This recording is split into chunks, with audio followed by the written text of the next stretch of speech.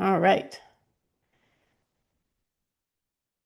Thank you very much for letting me know. It's so funny running these sessions alone because I usually have a partner, but this is my topic. So I figured I have to do it on my own. So here I am, and I'm really happy you're here. I wanted to share, as we're getting started and as people are coming in, a little information about some events that are coming up. I really love to share events, and I invite you to share some with me or in the comments as well if you know of things coming up that people should be attending. There's a few, and this one's so interesting, the Garden of Eden, and it's biblical stories told from a female empowerment perspective. I went to their last event, and it was so great. So normally I would be able to share this with you in the chat, but it's a little bit hard when I doing all the things at one time. But I do recommend checking out some of these events. I will be at all three of these, so if you do plan on attending, please let me know. And I'd love to see you there.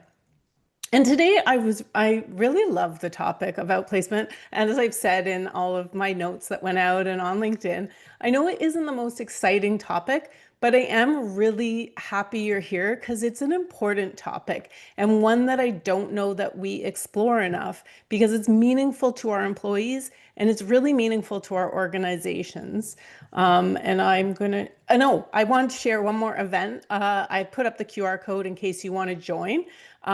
We're running a coffee and law session with Nina Gupta in December. It's our annual end of year prepare for 2026 session. So I'd love to see you there as well if you're able to join that too. As you know, she's always great. And I am thinking of turning this concept into a podcast where I host various employment lawyers, including Nina. So if you like or really dislike that idea before I bite the bullet and go for it, please let me know because I've been meeting so many employment lawyers, so many both in the US and in Canada. So I thought it would be a really great way to keep us all updated from leading minds in this space. So it's something I'm pretty excited about. I was just at a workplace law event last week, and there was a lot of interest in this event as well. So we've already got a ton of registrants for this session. All right, so back to my main topic and why I think it's so important is we do see a lot of restructuring, layoffs, terminations in organizations, and there's a lot of companies planning for workforce reductions in 2026. I'm really hopeful, and I am a funny person working in this field that it's like, of course, you always love to get business, but you kind of like almost don't want it sometimes because you want the economy to be doing well, but it doesn't always mean the economy isn't doing well. It sometimes just means we're in a period of flux, and that's what's going to happen with, AI and companies have been figuring out how to use it to this point. I think 2026 is going to be a big launching off period where companies are actually figuring out how to implement it. So this, I think, is one of the reasons why we're going to see this level of workforce reductions in 2026. There's obviously many reasons. And I also wanted to point out, and this will be kind of a theme during the session as well, that even though we are supporting the employees that are leaving, a lot of folks don't realize, and a lot of leaders don't realize, and this is where I think HR really plays an important role as coach. Leaders don't realize that if they have people who are left behind and see that the people who have left or have been let go aren't getting the support they need, they will also feel unappreciated. And we know that employees who feel unappreciated are more likely to leave the organization. And we want our top talent to stay. And I have this like very strong hope that the economy is actually, depending on what happens with tariffs, et cetera, imagine all of the tariffs were lifted next year. What would that mean for the economy and the opening up of the workforce? It's going to become once again an employees market because there'll be a lot of hiring. So it's a really important time for us to want our employees to feel very valued. I mean, we always want them to feel valued, but it's a particularly important time for them to feel valued and appreciated. And I would argue, you might disagree with me, but I really do see outplacement as one of the most important employee programs an organization can offer. And it's because of this, right? If people feel like a company is not going to take care of them if they need to be exited for some reason, they may not have the same commitment to that organization. They may not be as productive and they might not come to you with their best ideas. And that is really what is the backbone of organizations, is having people come to us with their best, at their best. So I see it as one of the most important programs an organization can offer to employees. So let's talk about what's going on, what's changing. I did talk about this in terms of disruption. I actually think disruption is such a funny term because it's so widely used, and I've always been very careful about applying it to myself and what I'm doing. But we are definitely seeing disruption in the marketplace. I do think outplacement companies like First 30 are disrupting the market a little bit. And we're certainly seeing it in the fact that our company is getting so much more interest and clients. And there's, I think, several reasons for that. But it's a disruptive time in general that's causing the entire landscape of organizations to change, including outplacement. So we can talk about what that means. So expectations have changed due to hybrid and remote. And if you are also in talent acquisition, you're seeing a lot of different expectations. And I find if anyone was at Disrupt HR in Kitchener-Waterloo, I ran a panel there last week, and I was asking the audience, like, who works hybrid, who works 100% from home, and who works 100% at the office. And I was surprised there was a real mix of hands going up. But I will say, when we talk to our participants, many of them are looking for remote opportunities. So it's interesting what organizations are having to balance. But how does this affect outplacement? Well, when I did the research, so you may know that I wrote a book and it was all about having a successful career in what I refer to as a reorg world, where we're constantly losing and changing our jobs. So it's a topic I've thought a lot about. And I spoke to dozens of people during that time. And as I was setting up First 30 who had gone through outplacement, because it was important to me to create a program that people actually found useful and got meaning from. And this was pre-COVID. And even then, people were saying to me, I don't want to have to go into an office to meet with a coach. And the reasons why were that I feel like I want to have confidence I'm going to have a connection with that coach before I take the time and spend the money to go and see them. And this, I think, is another blind spot for organizations when they're offering outplacement.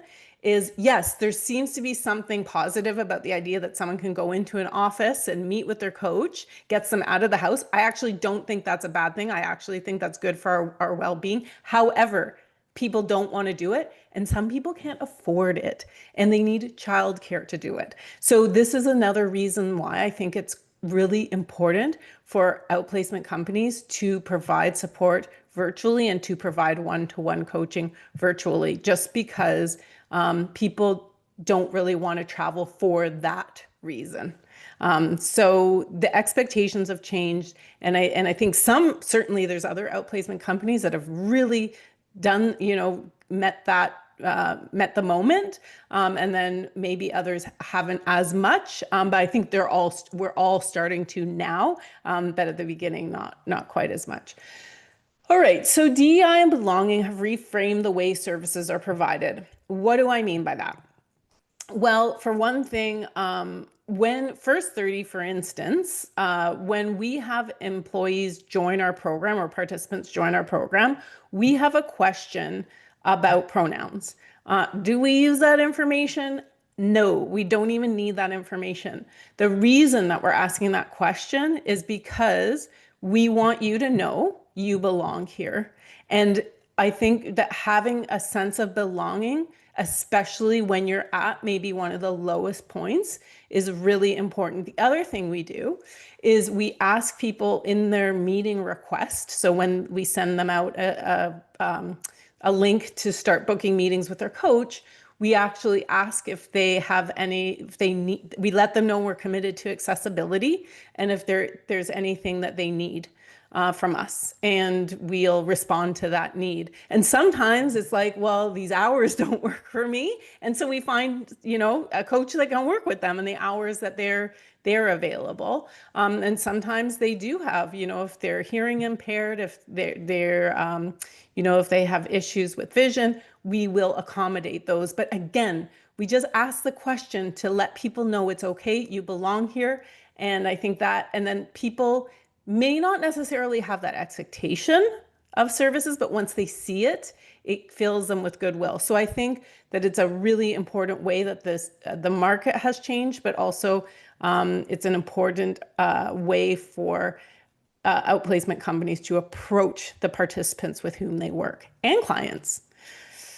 Okay, well, AI and automation have really reshaped the landscape of hiring and layoffs. And they're obviously creating a lot of fear in people not sure if their skills are still relevant to the workforce. So you have to have people who really understand what's going on. And I would say that it requires a certain kind of coaches that's coaching maybe isn't all they do. I know for us, our coaches, they don't only do coaching, they do other things as well. They have businesses of their own. And I think that is a really important feature for coaching, because if you're not out in the world, how are you going to understand how to coach people to be part of that, the marketplace, to be part of the new economy? And AI, of course, is changing the way people write resumes and apply for jobs and how companies hire. So having people on your team who are aware of that is going to be very, very important. And I will say that I was laid off twice over the course of my career. And that's one of the reasons I wanted to start First 30. And I really felt like sometimes I had excellent experience. So I have some great competitors out there. So I would never say that I don't.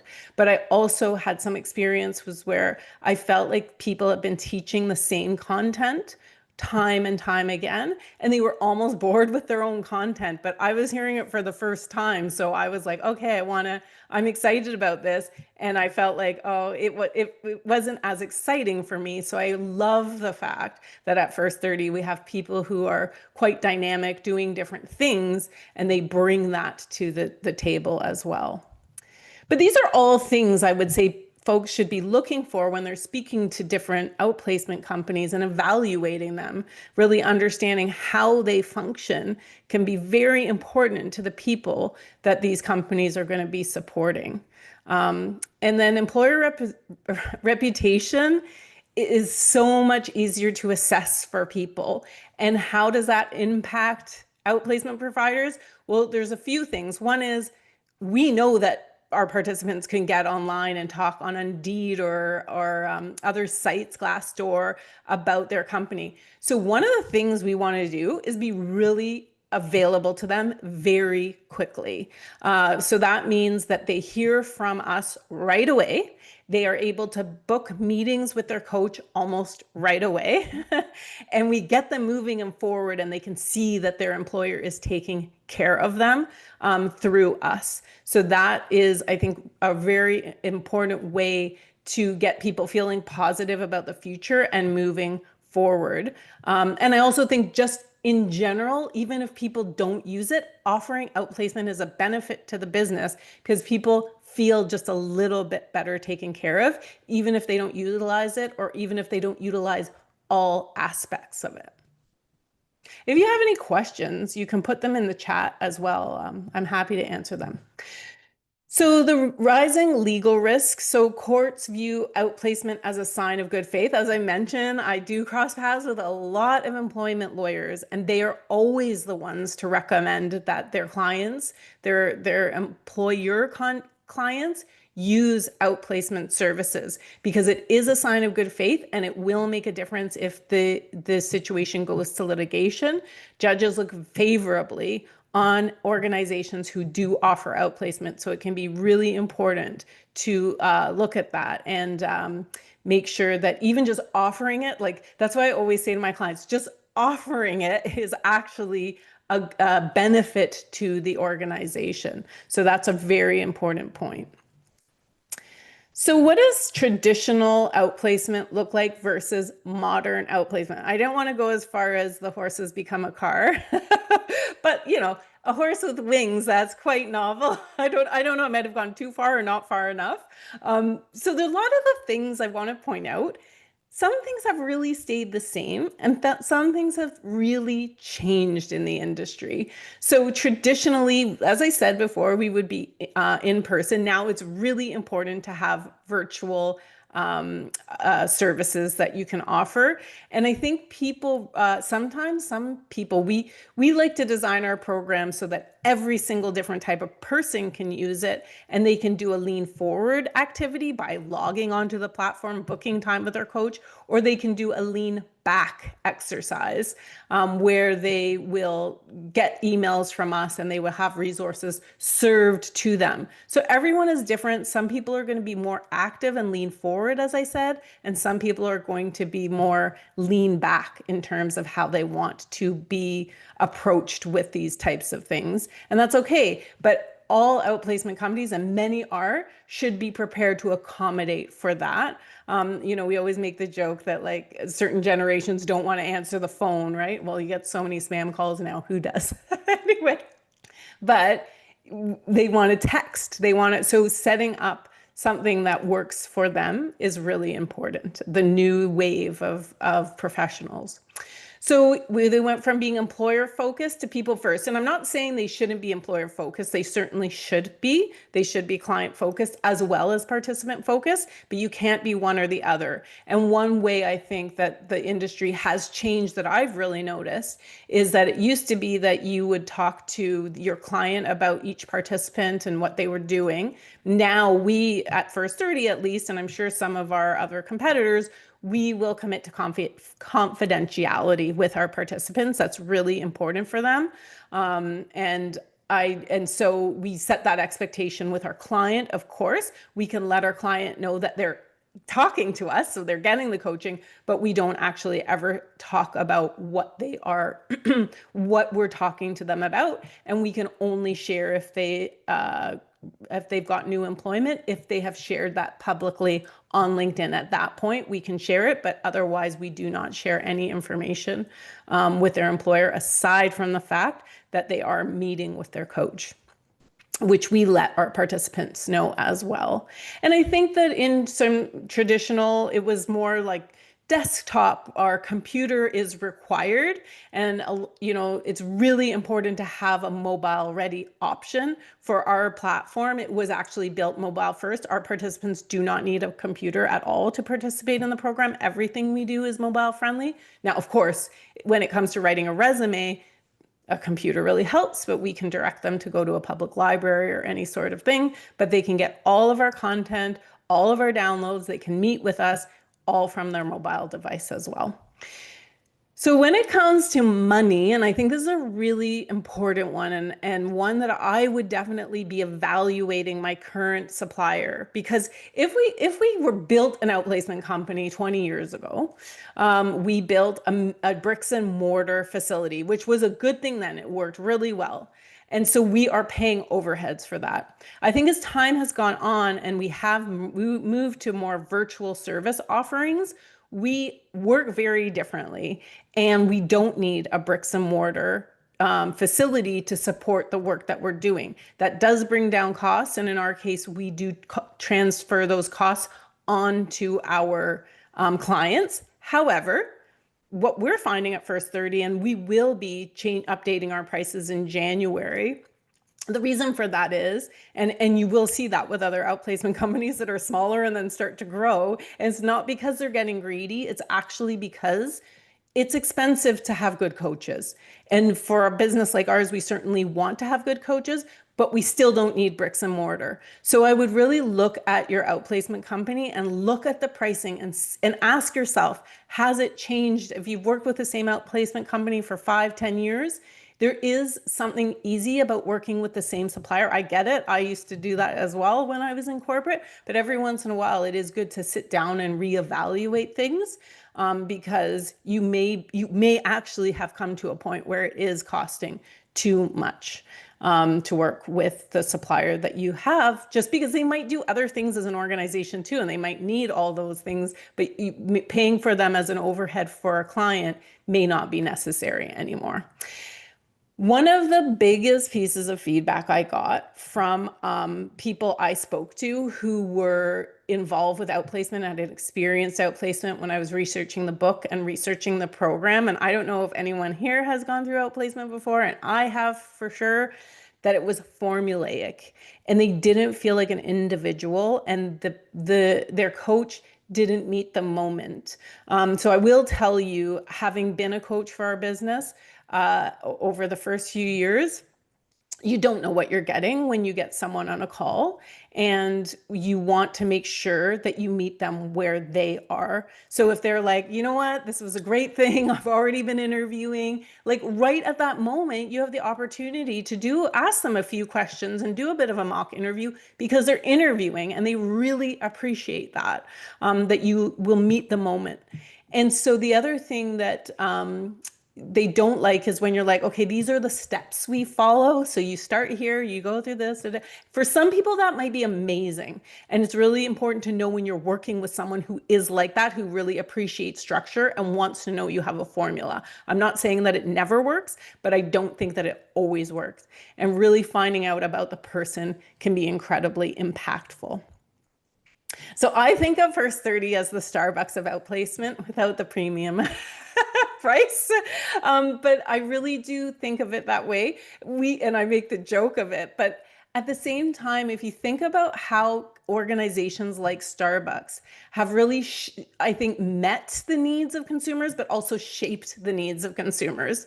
So if you go to Starbucks, you are actually encouraged to order a very individualized drink.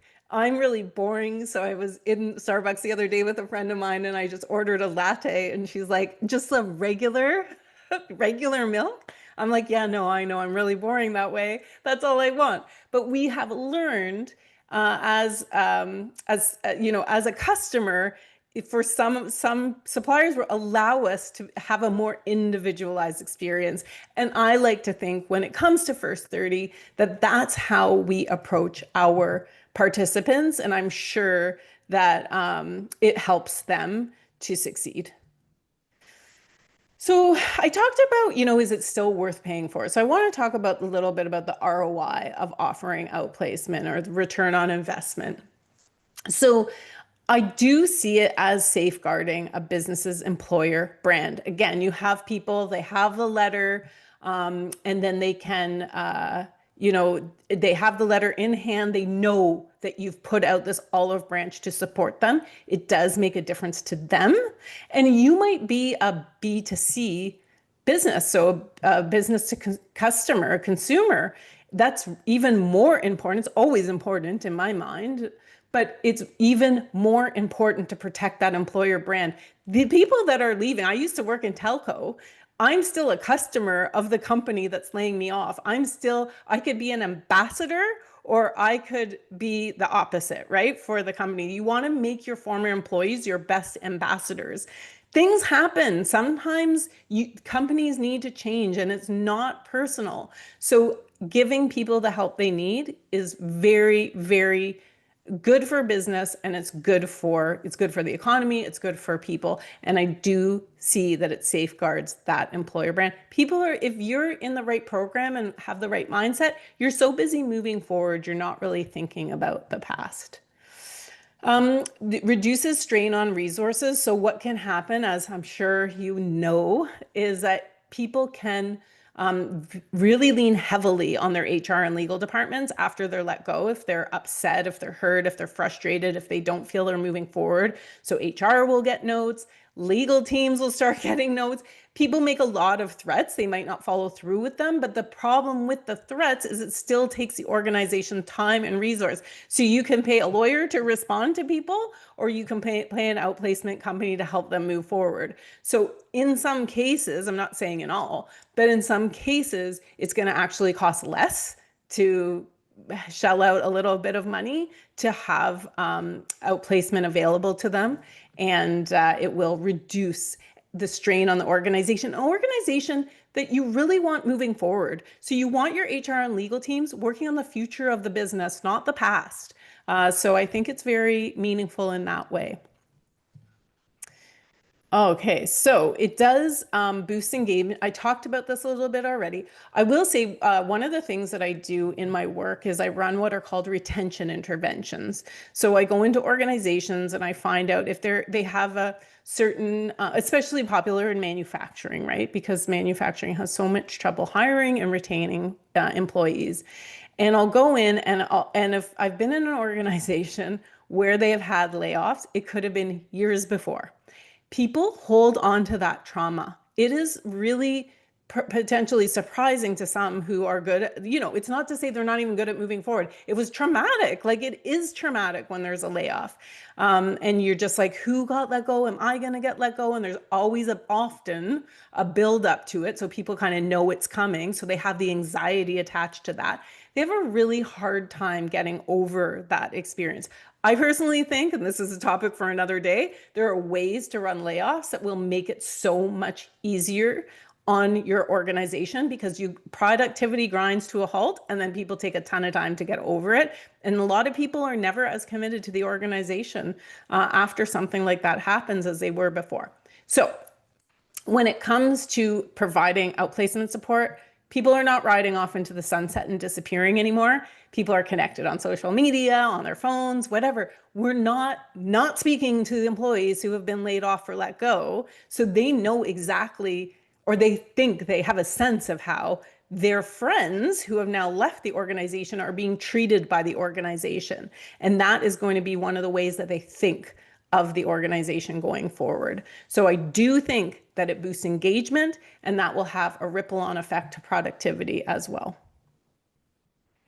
Oh, the other thing I wanted to say, just in case you are in an organization that is planning layoffs, one thing that I think companies mess up a lot is that they say, okay, the layoffs, like we're done. And they think that that's going to get people back to work and productive. And it could have that effect for sure. But I often find it's the case when we work with clients, they have what I refer to as echo layoffs. So they lay people off, promise it's over, you're safe, but then people are in new roles, they have new managers, there's new responsibilities. Some people don't fit as well in the new team that they're on. And then you realize you let someone go that maybe you needed those skills and you don't need the skills of the person left behind. So you do another round after you've said that nothing is going to happen, like that's it, it's over.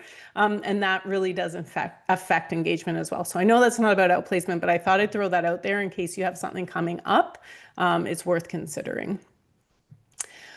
Okay, so it reduces the risk of litigation. It does reduce the risk of litigation. It also, as I said before, it reduces the risk that the company is going to be held accountable if you've given that person the opportunity. And then hopefully for them, they're utilizing it because companies really benefit if someone's taking legal action against them, if they provide outplacement service and the person does not make the most of that service, then it's actually looked far more favorably on the organization and less favorably on the individual who was laid off. So there's so many good reasons to offer outplacement in my mind, and I know I can't be objective. So you're welcome to take it offline with me or add in the comments if you disagree, but I do think that it adds that beneficial layer as well. I'm not saying it's the only reason to offer it, but it's a really, really good reason to offer outplacement.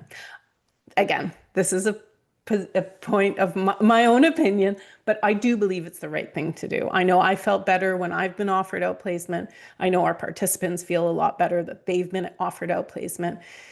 It's a good feeling to be able to see someone move forward positively after what was probably a really difficult situation for them, for their family. And we just know that we have so many issues. There's a mental health epidemic, there's a loneliness epidemic. It does really help people to have that bit of a lifeline to good support when they need it most. All right, I'll talk a little bit about our approach. And if you have any questions, let me know. I'm not going to go on too long. We'll probably finish a bit early. But as I said, I wrote a book called A Spark in the Dark, and it's all about having a successful career in what I call a reorg world where we're constantly losing and changing our jobs. So as you might have gathered, I feel pretty passionately about this topic. It's one I've thought a lot about. In that book, there was just so much advice for people who were going through transitions in their career. And that could be restructuring. It could be just like, I feel like most of us, it doesn't matter what stage of life we're in, we're like, okay, what am I going to do with my life and career? And we're seeing all these things on social media, and we're not sure how our accomplishments are stacking up. And so we're all in this little weird flux. So this book is really approached from the position of maybe like a big sister type of advice for people looking to make changes in their career, manage their career, just feel better about it. So there was a lot of exercises in there that I ended up putting into the program, and that's how it all kind of started. And so I will say, I often talk about the differences of First 30, but I want to be clear that we have all the same services with some great additional benefits.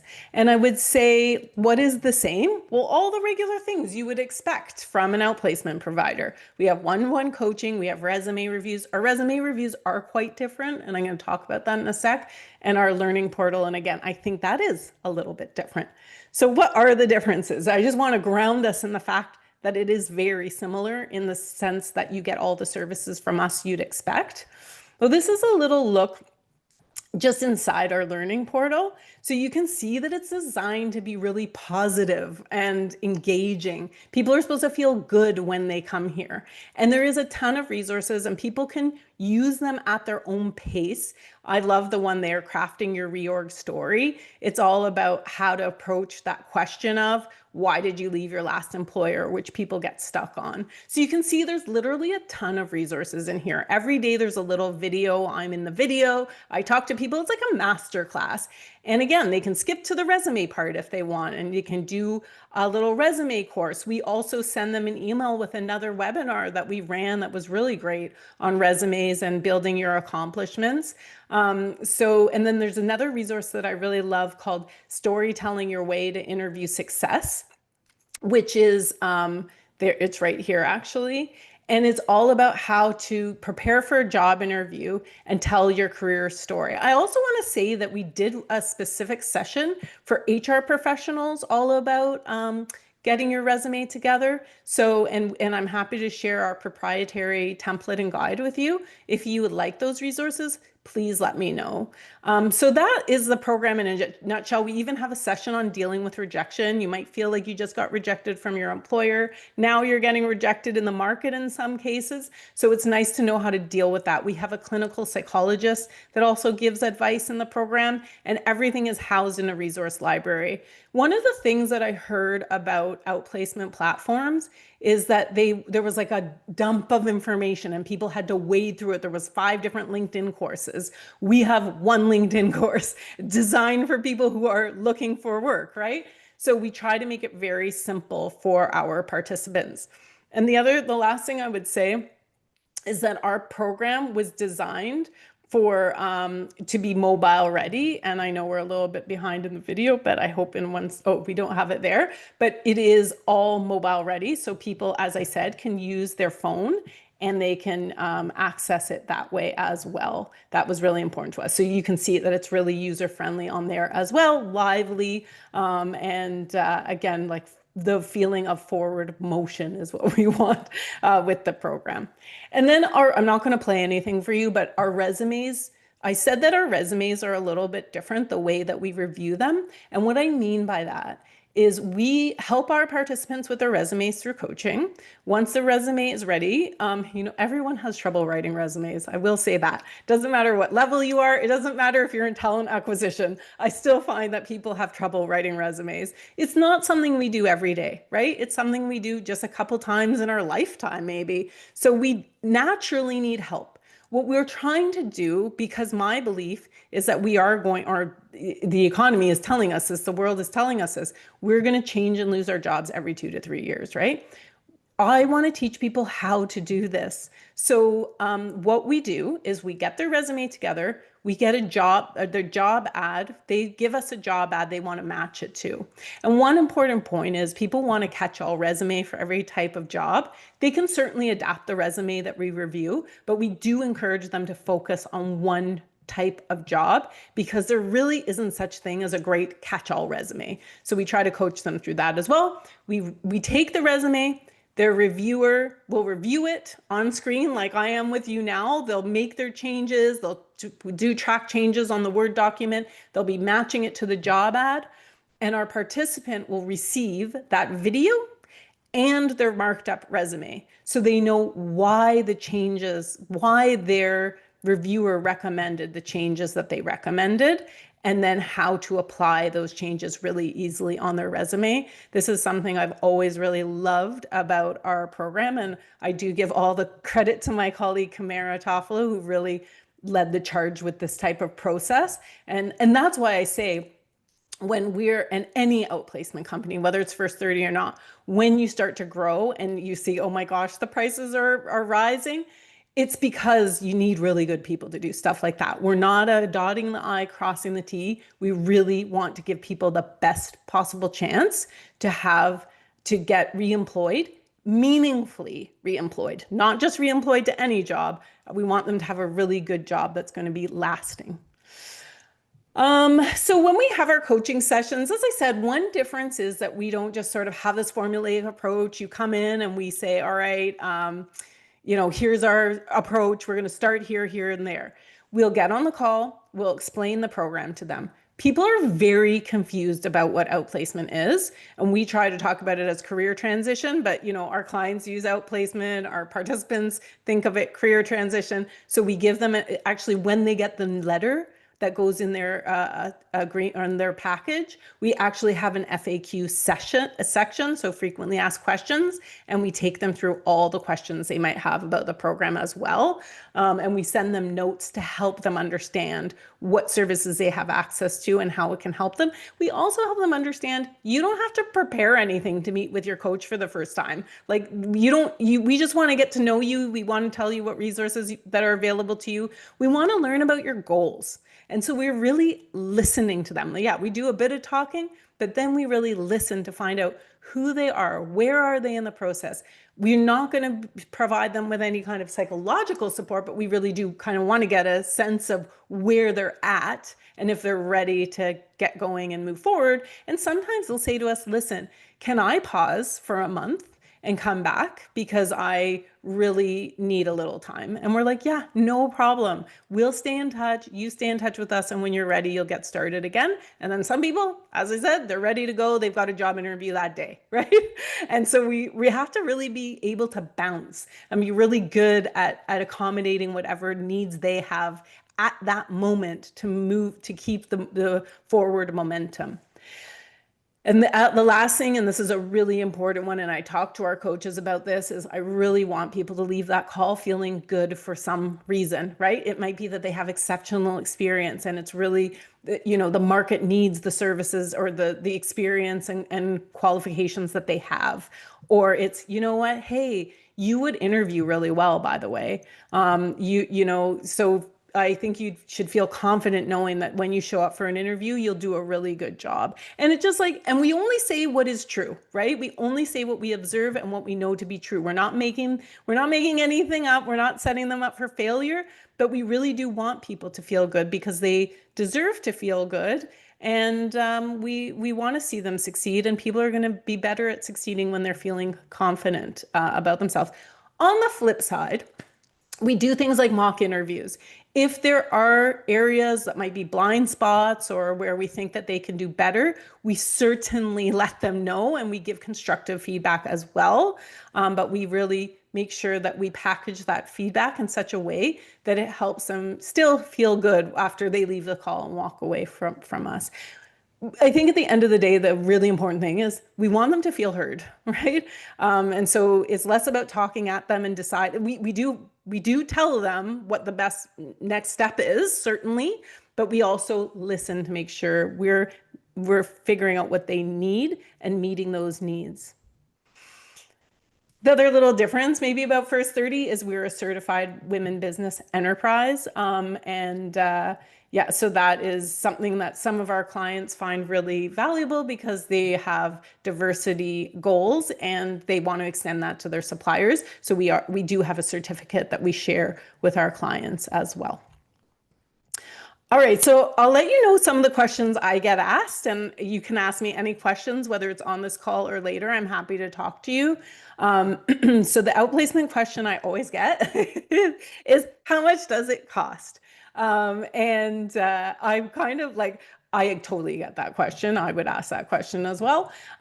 This is the question that I really want. Why did you build this program and in this way? So I just want to balance those two for a second.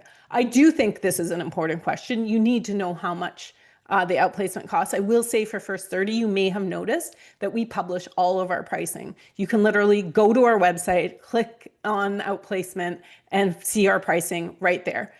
I am not the greatest negotiator in the world, and I didn't love the idea that I would have to, people felt like they had to negotiate with me all the time. I didn't realize about the outplacement industry that it seemed to be one of those industries where people could get prices down or someone would feel like they paid too much. We don't want our clients feeling that way, and we don't want to feel that way. So we publish all of our pricing. We have the same pricing across the board for every single one of our clients. When you have a larger scale layoff, we certainly give you discounts based on volume. If people are added at one time, we're very happy to do that. It's less, as you can imagine, as a business, when you have a larger layoff and everything happens at once. And some of our clients will buy prepaid bundles so that they can reduce costs that way. That is actually typical with many outplacement companies, but all of those discounts are exactly the same across the board for every single client. So if you ever want to know how much First 30's pricing is, I'm actually going to send you a link. We have a brochure. As I mentioned, our pricing will be changing in January, but you can click on that link and it will always be updated. But how much does it cost is a question I get a lot. When I don't love that question is when it's the only question. I do think it's important to understand what value add or why, and then that's why I say, why did you build this? Maybe that's a bad question because not every outplacement supplier built their own program, the person you're talking to, but why do you do things the way you do them? Who are your coaches? How do they function? How do you run the resume reviews? The other big question I would ask, and I have a few right here, so what's unique and different about the program? I always like to talk about First 30's differentiators, not to bore people to death, but just to give them insight into what our program is like. How long will it take for my employee to connect with their coach? That's a very important question to ask. And it varies widely across the board.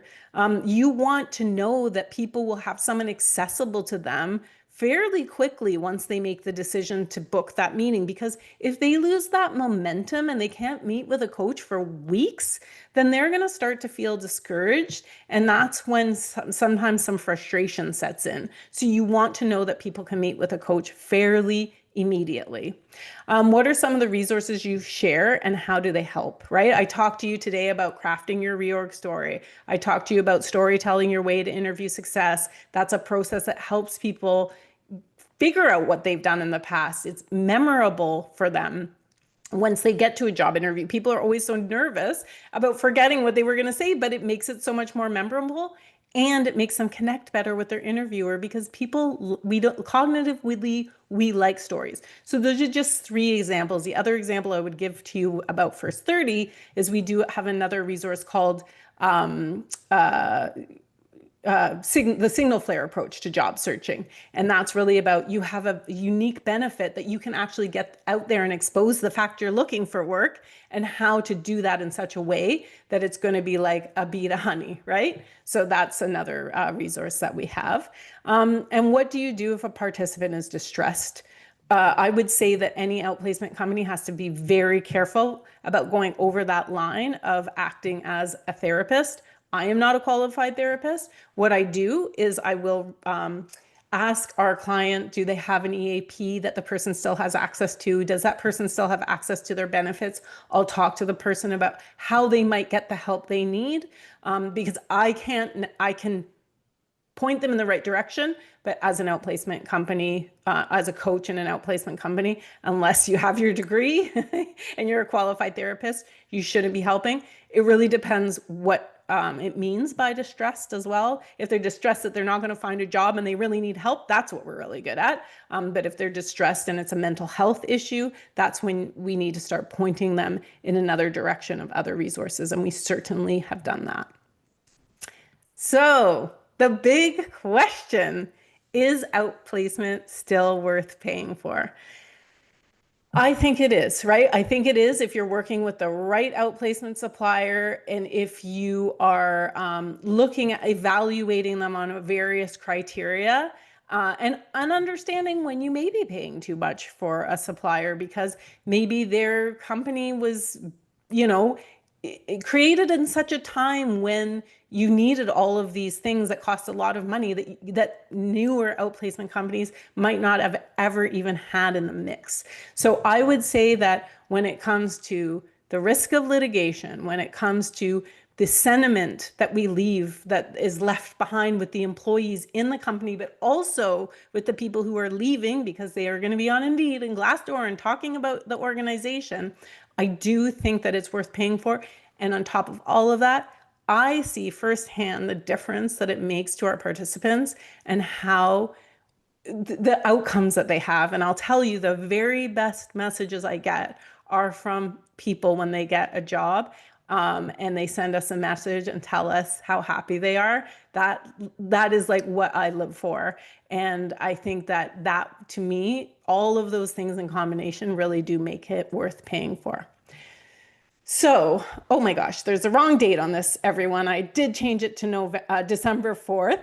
I'll be sending this out in a few weeks so you can actually have access to this session as well. And if you are not able to come to it, we will also record it for you. So you'll have a copy of that as well. I realized I didn't. Okay. So if you have any questions, and first of all, thank you so much for joining me. I really enjoy talking about this subject. Again, I said, I know it is not for everyone, but you're welcome to connect with me on LinkedIn. I promise outplacement isn't all I talk about. First 30 does more than outplacement, but this is kind of our biggest area and where our clients need us the most. So we're always here to support. But you're always welcome to reach out to me. I'd love to hear from you. If I've said anything you love or even disagree with, let me know. I'd love to hear about it. But I really do appreciate your interest in the subject. And I'm going to send you a resource that we put together, the do's and don'ts, in the next little while. And also, I'll send you that link to our brochure with pricing. There's a little click. You can click on the link in that brochure to the demo as well. So you can take a look at that.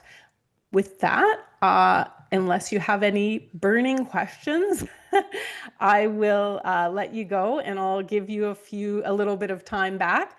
But again, thanks so much. I'm just looking at who's there. It's so nice to see so many familiar names in the attendees. So thank you so much for joining me and and if you're a Jays fan, go Jays, go. I'm not much of a sports fan, but I do hope they win.